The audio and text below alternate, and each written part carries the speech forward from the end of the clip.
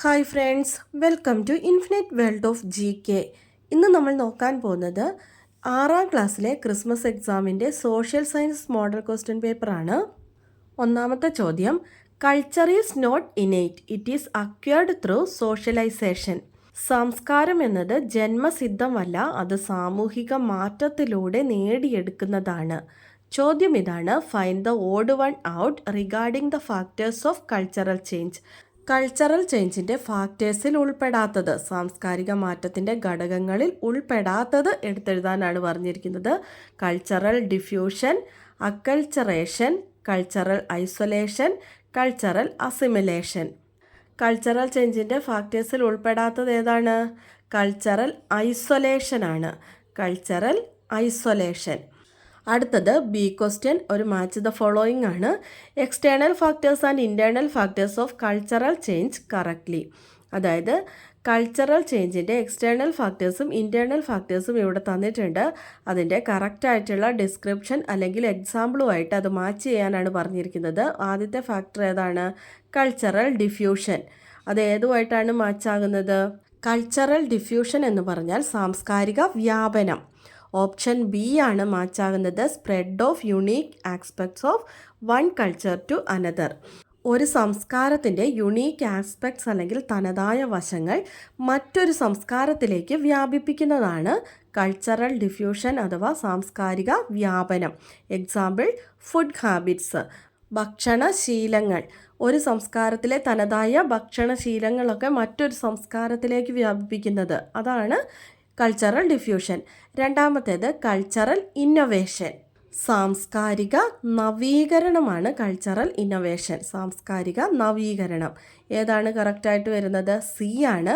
Changes caused by technological progress. അതായത് ടെക്നോളജിയുടെ വളർച്ച മൂലമുണ്ടാകുന്ന മാറ്റങ്ങൾ. Example, electric stove. അതായത് പണ്ട് കാലത്ത് അടുപ്പ് കത്തിക്കും, ഇപ്പോഴത്തെ കാലത്ത് ഇലക്ട്രിക് സ്റ്റൗ, ഗ്യാസ് സ്റ്റൗ, അങ്ങനെ വരുന്ന മാറ്റങ്ങളാണ് എന്ത്? Cultural innovation. മൂന്നാമത്തേത് കൾച്ചറേഷൻ, അതായത് സംസ്കരണം. ഓപ്ഷൻ എ ആണ് അതിനോട് മാച്ച് ചെയ്യുന്നത്. Learning another culture while maintaining one's own. അതായത് നമ്മുടെ കൾച്ചർ മെയിൻറ്റെയിൻ ചെയ്തുകൊണ്ട് തന്നെ മറ്റൊരു കൾച്ചറും കൂടി നമ്മൾ പഠിക്കുന്നു. നമ്മുടെ സംസ്കാരം നിലനിർത്തിക്കൊണ്ട് തന്നെ മറ്റൊരു സംസ്കാരം കൂടി നമ്മൾ അവരിൽ നിന്നുള്ള നല്ല ശീലങ്ങളും കൂടി നമ്മൾ പഠിക്കുന്നു. അതിനാണ് നമ്മൾ എന്ത് പറയുന്നത്? സംസ്കരണം അല്ലെങ്കിൽ അക്കൾച്ചറേഷൻ എന്ന് പറയുന്നത്. നാലാമത്തേത് എൻവയോൺമെൻറ്റൽ ചേഞ്ച്, പരിസ്ഥിതിയിലുണ്ടാകുന്ന മാറ്റങ്ങൾ. അത് കറക്റ്റായിട്ട് മാച്ച് ചെയ്ത് തന്നെയാണ് വന്നിരിക്കുന്നത്. ഓപ്ഷൻ ഡി തന്നെയാണ് correct. Changes in life due to natural disasters like flood. അതായത് പ്രകൃതി ദുരന്തങ്ങൾ മൂലം നമ്മുടെ ലൈഫിലുണ്ടാകുന്ന മാറ്റങ്ങൾ. ഉദാഹരണത്തിന് വെള്ളപ്പൊക്കം പോലെയുള്ള പ്രകൃതി ദുരന്തങ്ങൾ മൂലം നമ്മുടെ ലൈഫിലുണ്ടാകുന്ന ചേഞ്ചസ്, അതാണ് എൻവയോൺമെൻറ്റൽ ചേഞ്ചസ്. അടുത്തത് രണ്ടാമത്തെ ചോദ്യമാണ്, production is the process of making goods and services needed for people. Production അല്ലെങ്കിൽ ഉൽപാദനം എന്ന് പറയുന്നത് ജനങ്ങൾക്ക് ആവശ്യമായ സാധനങ്ങളും സർവീസസും ഒക്കെ നിർമ്മിക്കുന്നതാണ് എന്ത്? പ്രൊഡക്ഷൻ അല്ലെങ്കിൽ ഉൽപാദനം എന്ന് പറയുന്നത്. Question A, identify the factor of production, describe below. It coordinates land, labor and capital. The person who performs this is called an entrepreneur. Reward for this factor is profit. ഇവിടെ തന്നിരിക്കുന്ന ഈ ഹിൻസുകൾ ഉപയോഗിച്ചിട്ട് factor of production ഏതാണെന്ന് identify ചെയ്യാനാണ് പറഞ്ഞിരിക്കുന്നത്. നമ്മൾ 4 factors പഠിച്ചിട്ടുണ്ട് അല്ലേ? ഫാക്ടേഴ്സ് ഓഫ് പ്രൊഡക്ഷൻ 4 നമ്മൾ പഠിച്ചിട്ടുണ്ട്. ഏതൊക്കെയാണ്? Land, labour, capital, organisation. 4 നമ്മൾ പഠിച്ചിട്ടുണ്ട്. അതിലിവിടെ പറഞ്ഞിരിക്കുന്ന ഹിൻസുകൾ വെച്ച് നോക്കുമ്പോൾ ഏതാണ് കറക്റ്റായിട്ട് വരുന്നത്? ഓർഗനൈസേഷൻ ആണ്. Organisation is the coordination of factors of production such as land, labour and capital. Those who work for this are known as organizers or entrepreneurs. Forming a new business idea, raising the necessary capital and implementing that idea are part of organization. Land, labour, capital ഇവയുടെ 3ൻ്റെയും കൂടി ഏകോപനം അല്ലെങ്കിൽ coordination ആണ് എന്ത്? Organisation. ഇതിനു വേണ്ടി work ചെയ്യുന്ന വ്യക്തികളെ നമ്മൾ എന്താണ് പറയുക? സംരംഭകൻ അല്ലെങ്കിൽ ഓർഗനൈസർ, എൻ്റർപ്രനർ എന്നൊക്കെ പറയുമല്ലേ. ഇതിന് ലഭിക്കുന്ന റിവാർഡ് അല്ലെങ്കിൽ പ്രതിഫലം എന്ന് പറയുന്നത് പ്രോഫിറ്റ്, ലാഭമാണ്. അപ്പോൾ ഇത് 3ഉം ചേരുന്നത് ഏതിനാണ്? ഓർഗനൈസേഷൻ ആണ്. Answer organisation. അടുത്തത് B question. Classify the following factors into a table below. Fishing, banking, textile manufacturing, mining. ഇവിടെ തന്നിരിക്കുന്ന ഈ ആക്ടിവിറ്റീസിനെ തരംതിരിച്ചെഴുതാനാണ് പറഞ്ഞിരിക്കുന്നത്. നമ്മൾ പഠിച്ചിട്ടുണ്ടായിരുന്നു, 3 സെക്ടേഴ്സ് പഠിച്ചിട്ടുണ്ടായിരുന്നു അല്ലേ? Primary sector, secondary sector, tertiary sector. അതിൽ പ്രൈമറിയിൽ ഏതൊക്കെയാണ് വരുന്നത്? Fishing, mining, agriculture. അപ്പോൾ നമുക്കിവിടെ തന്നിട്ടുണ്ട് ഫിഷിങ്ങും മൈനിങ്ങും ഏതിലാണ് വരുന്നത്? പ്രൈമറി സെക്ടറിലാണ് വരുന്നത്. സെക്കൻഡറി സെക്ടറിൽ industry, construction, production of electricity. അപ്പോൾ നമുക്ക് തന്നിരിക്കുന്നതിൽ ഏതാണ് സെക്കൻഡറിയിൽ വരുന്നത്? Textile manufacturing. ടെക്സ്റ്റൈൽ മാനുഫാക്ചറിങ് ആണ് സെക്കൻഡറിയിൽ വരുന്നത്. ടെർഷ്യറിയിൽ ബാങ്കിങ് ആണ് ടെർഷ്യറി സെക്ടറിൽ വരുന്നത്. അപ്പോൾ ഇതുപോലെ കോളം വരച്ച് എഴുതി കൊടുക്കുക. പ്രൈമറിയിൽ മൈനിങ്, ഫിഷിംഗ്, സെക്കൻഡറിയിൽ ടെക്സ്റ്റൈൽ മാനുഫാക്ചറിങ്, ടെർഷ്യറി ബാങ്കിങ് വരും. അടുത്തത് ക്വസ്റ്റ്യൻ നമ്പർ 3. ചോയ്സ് ഉണ്ട്. നമുക്ക് ആദ്യം എ നോക്കാം. The Perumals ruled Kerala with Mahodayapuram as their capital. Mahodayapuram തലസ്ഥാനമാക്കി കേരളം ഭരിച്ചിരുന്നവരാണ് ആര്? Perumals. A question. Which of the following statement is correct regarding the Perumal administration. Perumal ഭരണവുമായി ബന്ധപ്പെട്ട് ഇവിടെ തന്നിരിക്കുന്നതിൽ ഏതാണ് കറക്റ്റായിട്ടുള്ള സ്റ്റേറ്റ്മെൻറ്റ് എന്നാണ് ചോദിച്ചിരിക്കുന്നത്. Option A, the kingdom was divided into mandalam and Valanadu. അത് പെരുമാൾ അഡ്മിനിസ്ട്രേഷനുമായി ബന്ധപ്പെട്ടതാണോ? അല്ല. രാജ്യം മണ്ഡലവും വളനാട് എന്ന് 2ആയിട്ട് വിഭജിച്ചു എന്ന് പറയുന്നത് പെരുമാൾ അഡ്മിനിസ്ട്രേഷനുമായി ബന്ധപ്പെട്ടതല്ല. രണ്ടാമത്തേത്, nadus were administered by naduvazhis. നാടുകൾ ഭരിച്ചിരുന്നത് നാടുവാഴികളാണ്. അത് ശരിയാണോ? അത് ശരിയാണ്. സി നോക്കാം. The village assembly was called sabha. Village assembly അതായത് ഗ്രാമസഭയെ സഭ എന്നാണ് വിളിച്ചിരുന്നത്. There was no tax collection during this period. അവരുടെ പീരീഡിൽ ടാക്സ് കളക്ഷൻ, നികുതി പിരിവ് ഉണ്ടായിരുന്നില്ല. ഇതിൽ കറക്റ്റായിട്ടുള്ളത് ഏതാണ്? ഓപ്ഷൻ ബി ആണ്. നാഡൂസ് വെയർ അഡ്മിനിസ്ട്രേഡ് ബൈ നാടുവാഴീസ്. നാടുകൾ ഭരിച്ചിരുന്നത് നാടുവാഴികളാണ്.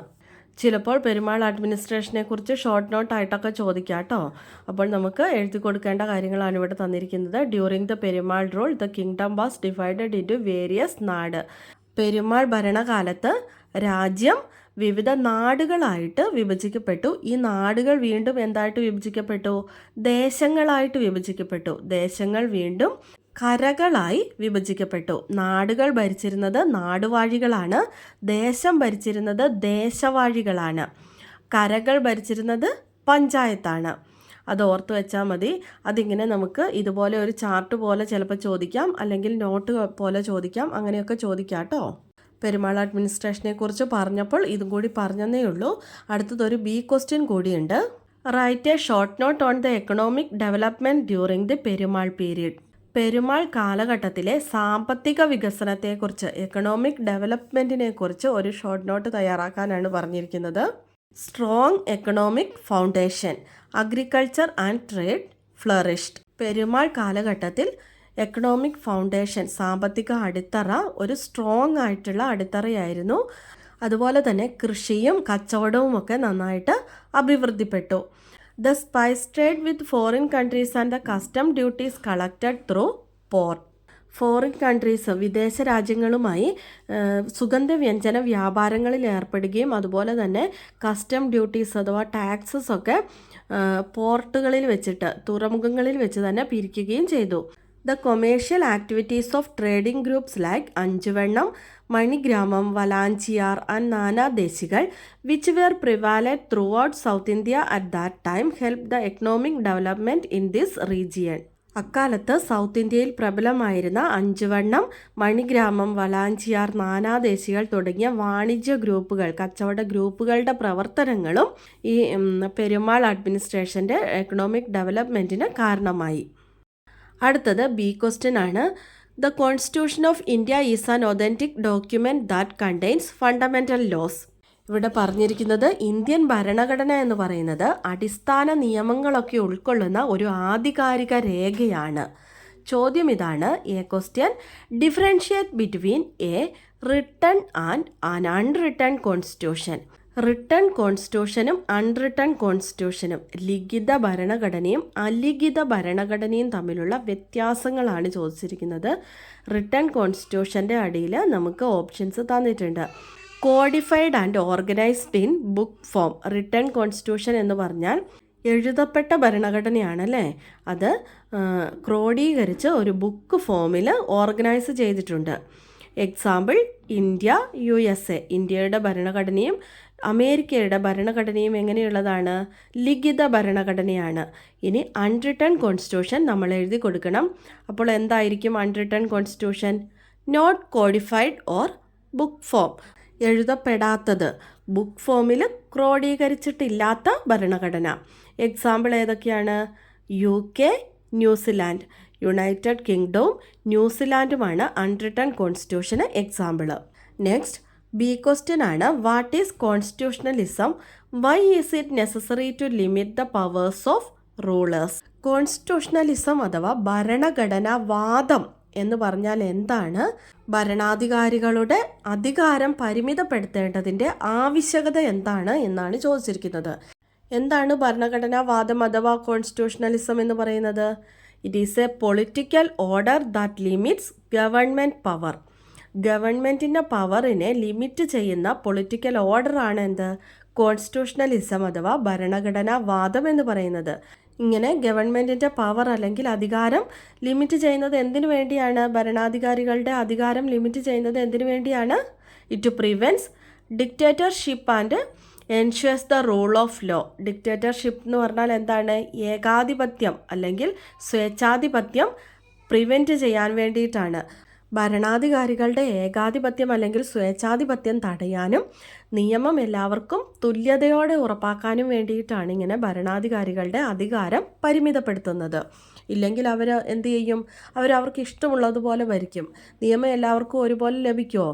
ഇല്ല, എല്ലാവർക്കും തുല്യതയൊന്നും ലഭിക്കുകയില്ല.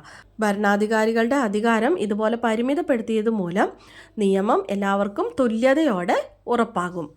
Fourth question, the Grand Canyon is a huge valley situated in Arizona. അരിസോണയിലുള്ള ഒരു വലിയ താഴ്വരയാണെന്ത്? ഗ്രാൻഡ് കാന്യൺ എന്ന് പറയുന്നത്. To which continent does the Grand Canyon belong? ഏത് കോണ്ടിനെൻറ്റിലാണ്, ഏത് ഭൂഖണ്ഡത്തിലാണ് ഈ ഗ്രാൻഡ് കാന്യൺ സ്ഥിതി ചെയ്യുന്നത്? ഏത് ഭൂഖണ്ഡത്തിലാണ്? South America, North America, Africa, Europe. എവിടെയാണ് ഗ്രാൻഡ് കാന്യൺ സ്ഥിതി ചെയ്യുന്നത്? നോർത്ത് അമേരിക്കയിലാണ്. നോർത്ത് അമേരിക്കയിലെ ഒരു ഹ്യൂജ് വാലിയാണ് എന്ത്? Grand Canyon. Next B question, prepare a short description of the continent South America based on the following indicators. South അമേരിക്കയെക്കുറിച്ച് ഒരു ചെറിയ ഡിസ്ക്രിപ്ഷൻ എഴുതാനാണ് പറഞ്ഞിരിക്കുന്നത്. കുറച്ച് ഹിൻസ് ഇവിടെ തന്നിട്ടുണ്ട്. The longest mountain range Andes, the largest river Amazon, the most arid desert Atacama. ഏറ്റവും നീളം കൂടിയ പർവ്വതനിരകൾ ആൻഡീസ്, ഏറ്റവും വലിയ നദി ആമസോൺ, ഏറ്റവും വരണ്ട മരുഭൂമി അറ്റക്കാമ. ഇത്രയും ഹിൻസ് ഇവിടെ തന്നിട്ടുണ്ട്. ഇതുപയോഗിച്ച് സൗത്ത് അമേരിക്കയെക്കുറിച്ച് ഒരു ചെറിയ വിവരണം തയ്യാറാക്കാനാണ് നമ്മളോട് പറഞ്ഞിരിക്കുന്നത്. നമുക്ക് നോക്കാം. The Andes mountain ranges, which is the longest in the world, and the Amazon, the largest river on earth, are in South America. ഏറ്റവും നീളം കൂടിയ പർവ്വതനിരയായ ആൻഡീസും ലോകത്തിലെ ഏറ്റവും വലിയ നദിയായ ആമസോണും സ്ഥിതി ചെയ്യുന്നത് സൗത്ത് അമേരിക്കയിലാണ്. The major part of the vast Amazon river basin is rain forest. Amazon നദീതടത്തിൻ്റെ ഭൂരിഭാഗവും മഴക്കാടുകളാണ്. The Atacama, which is the most arid desert in the world, is another geographical feature of South America. South അമേരിക്കയിലെ അടുത്ത geographical ഫീച്ചറാണ് എന്ത്? Atacama. അതായത് ഏറ്റവും വരണ്ട മരുഭൂമിയാണ്, ലോകത്തിലെ ഏറ്റവും വരണ്ട മരുഭൂമിയാണ് എന്ത്? അറ്റക്കാമ. അതും സൗത്ത് അമേരിക്കയിലാണ് സ്ഥിതി ചെയ്യുന്നത്. അഞ്ചാമത്തെ ചോദ്യം, identify the ruling dynasties. A ruled from Vanchi, Kerala region. B ruled from Urayur, Chola region. C ruled from Madurai, Pandya region. ഈ രാജവംശങ്ങൾ തിരിച്ചറിയാനാണ് പറഞ്ഞിരിക്കുന്നത്. A ruled from Vanchi. വാഞ്ചിയിൽ നിന്ന് ഭരിച്ചിരുന്നത് ആരാണ്? കേരള റീജിയൻ വാഞ്ചിയിൽ നിന്ന് ഭരിച്ചിരുന്നത്, വാഞ്ചി ആസ്ഥാനമാക്കി ഭരിച്ചിരുന്നത് ചേര രാജാക്കന്മാരാണ്, Cheras. B ruled from Uraiyur Chola region. Chola മേഖലയിൽ നിന്ന് ഉരയൂർ ആസ്ഥാനമാക്കി ഭരിച്ചിരുന്നത് ആരാണ്? അവിടെ തന്നെ ആൻസർ ഉണ്ട്. ആരാണ്? Cholas. C. Ruled from Madurai ആസ്ഥാനമാക്കി ഭരിച്ചിരുന്നത് പാണ്ഡ്യാസ് ആണ്. വാഞ്ചി ആസ്ഥാനമാക്കി ഭരിച്ചിരുന്നത് ചേരാസ്, ഉരയൂർ ആസ്ഥാനമാക്കി ഭരിച്ചിരുന്നത് ചോളാസ്, മധുരൈ ആസ്ഥാനമാക്കി ഭരിച്ചിരുന്നത് പാണ്ഡ്യാസ്. അടുത്തത് ബി ക്വസ്റ്റ്യൻ ഉണ്ട്, നോക്കാം. The Sangam age had a unique social life substantiate. സംഘകാലത്തിന് യുണീക്കായിട്ടുള്ള സവിശേഷമായിട്ടുള്ള ഒരു സോഷ്യൽ ലൈഫ് സാമൂഹിക ജീവിതം ഉണ്ടായിരുന്നു, തെളിയിക്കുക എന്നാണ് പറഞ്ഞിരിക്കുന്നത്. സംഘം ഏജ് സോഷ്യൽ ലൈഫ് എങ്ങനെയായിരുന്നു? സംഘകാലത്തെ സാമൂഹിക ജീവിതം. There existed a social division based on occupation. തൊഴിലിനെ അടിസ്ഥാനമാക്കി ഒരു സാമൂഹിക വിഭജനം നിലനിന്നിരുന്നു. അവരുടെ കാലത്ത് തൊഴിലിനെ അടിസ്ഥാനമാക്കി ഒരു സാമൂഹിക വിഭജനം നിലനിന്നിരുന്നു, എന്നാൽ സാമൂഹിക വിവേചനം ഉണ്ടായിരുന്നില്ല. There were no social discrimination. സാമൂഹിക വിവേചനം ഉണ്ടായിരുന്നില്ല. Gender equality existed. Gender equality, ലിംഗസമത്വം നിലനിന്നിരുന്നു. ഇതാണ് സംഘം ഏജിൻ്റെ സോഷ്യൽ ലൈഫ്. അടുത്തത് ആറാമത്തെ ചോദ്യമാണ്. ചോയ്സ് ഉണ്ട്. ആദ്യം നമുക്ക് എ ക്വസ്റ്റ്യൻ നോക്കാം. Europe and Australia are two distinct continents. യൂറോപ്പും ഓസ്ട്രേലിയയും രണ്ട് വ്യത്യസ്ത ഭൂഖണ്ഡങ്ങളാണ്. Find the correct pair. Europe the Great Barrier Reef, Australia the Alps mountain. Europe the steppe grassland, Australia river Danube. ഇവിടെ തന്നിരിക്കുന്നതിൽ ശരിയായിട്ടുള്ള ജോഡി എടുത്തെഴുതാനാണ് പറഞ്ഞിരിക്കുന്നത്. Option A, Europe the Great Barrier Reef. യൂറോപ്പിലാണോ ഗ്രേറ്റ് ബാരിയർ റീഫ് സ്ഥിതി ചെയ്യുന്നത്? അല്ല, ഓസ്ട്രേലിയയിലാണ്. ഏറ്റവും വലിയ പവിഴപ്പുറ്റ് ശൃംഖലയാണ് എന്ത്? Great Barrier Reef. അത് സ്ഥിതി ചെയ്യുന്നത് ഓസ്ട്രേലിയയിലാണ്. Next, Australia the Alps mountain. Alps mountain സ്ഥിതി ചെയ്യുന്നത് ഓസ്ട്രേലിയയിലാണോ? അല്ല, യൂറോപ്പിലാണ് ആൽപ്സ് മൗണ്ടെയിൻ സ്ഥിതി ചെയ്യുന്നത്. Next, Europe the steppe grassland. അത് ശരിയാണോ? ശരിയാണ്. സ്റ്റെപ്പ് ഗ്രാസ്ലാൻഡ് യൂറോപ്പിലെ ഏറ്റവും വലിയ ഗ്രാസ്ലാൻഡ് ആണ്. അത് ശരിയാണ്. D, Australia river Danube. അത് ശരിയാണോ? അല്ല, റിവർ ഡാന്യൂബ് എവിടെയാണ് സ്ഥിതി ചെയ്യുന്നത്? യൂറോപ്പിലാണ്. യൂറോപ്പിലെ നദിയാണ് ഡാന്യൂബ്. അപ്പോൾ ശരിയായിട്ടുള്ള ഓപ്ഷൻ സി ആണ്, Europe the steppe grassland. B question നോക്കാം. Australia is known as the land of marsupials. Explain this statement with examples of flora and fauna found there. മാർസുപ്പിയലുകളുടെ നാട് എന്നാണ് ഓസ്ട്രേലിയ അറിയപ്പെടുന്നത്. അവിടുത്തെ സസ്യജന്തുജാലങ്ങളുടെ എക്സാമ്പിളുകൾ ഉപയോഗിച്ചിട്ട് ഈ സ്റ്റേറ്റ്മെൻറ്റിനെ എക്സ്പ്ലെയിൻ ചെയ്യാനാണ് പറഞ്ഞിരിക്കുന്നത്. Marsupials are animals with a lot of specialities. Marsupial എന്ന് പറഞ്ഞാൽ ഈ ആനിമലിന് കുറേയധികം സ്പെഷ്യാലിറ്റീസ് ഉണ്ട്. എന്താണ്? അവരവരുടെ കുഞ്ഞുങ്ങളെ ക്യാരി ചെയ്യുന്നത് ഒരു പൗച്ചിലാണ്, അല്ലേ? അവരുടെ ദേഹത്ത് തന്നെയുള്ള ഒരു പൗച്ചിലാണ് അവരുടെ കുഞ്ഞുങ്ങളെ ക്യാരി ചെയ്യുന്നത്. Example, kangaroo, koala. Australia is the continent where these are found. ഓസ്ട്രേലിയയിലാണ് ഇവയെ കൂടുതലായി കാണപ്പെടുന്നത്. അതുകൊണ്ടാണ് എന്ത്? ലാൻഡ് ഓഫ് മാർസുപ്പിയൽസ് എന്ന് ഓസ്ട്രേലിയ അറിയപ്പെടുന്നത്. The isolated position of Australia resulted in the evolution of flora and ഫോണ ഇൻ എ ഡിഫറെൻറ്റ് വേ. ഓസ്ട്രേലിയയുടെ ഭാഗങ്ങളെല്ലാം തന്നെ കൂടുതലായും കടലിനാൽ ചുറ്റപ്പെട്ടാണ് കാണപ്പെടുന്നത്. അതുകൊണ്ട് തന്നെ ഒരു ഐസൊലേറ്റഡ് പൊസിഷനിലാണ്. അതുകൊണ്ട് ഇവിടുത്തെ ഫ്ലോറ ആൻഡ് ഫോണ, സസ്യജന്തുജാലങ്ങളെല്ലാം ഒരു വ്യത്യസ്ത രീതിയിലാണ്. Marsupials and egg laying mammals are examples of this. മാർസുപ്പിയൽസും എഗ് ലേയിങ്, മുട്ടയിടുന്ന മാമൽസൊക്കെ ഇതിന് ഉദാഹരണങ്ങളാണ്. Kangaroo, platypus, echidna, koala, eucalyptus and acacia are some of the flora and fauna seen in Australia. Kangaroo, platypus, echidna, koala ഇതൊക്കെയാണ് അവിടുത്തെ വ്യത്യസ്തമായ ജന്തുജാലങ്ങൾ, സസ്യജാലങ്ങൾ. Eucalyptus and acacia. അപ്പോൾ ഇതൊക്കെ എഴുതി കൊടുക്കുക. അടുത്ത ഒരു ബി ക്വസ്റ്റ്യൻ കൂടി ഉണ്ടായിരുന്നല്ലേ. Megalithic monuments are the major historical remains of south India. Identify the monument shown in the image. ദക്ഷിണേന്ത്യയിലെ പ്രധാന ചരിത്ര അവശിഷ്ടങ്ങളാണ് എന്ത്? മെഗാലിത്തിക് മോണുമെൻറ്റ്സ്, അതായത് മഹാശിലായുഗ സ്മാരകങ്ങൾ.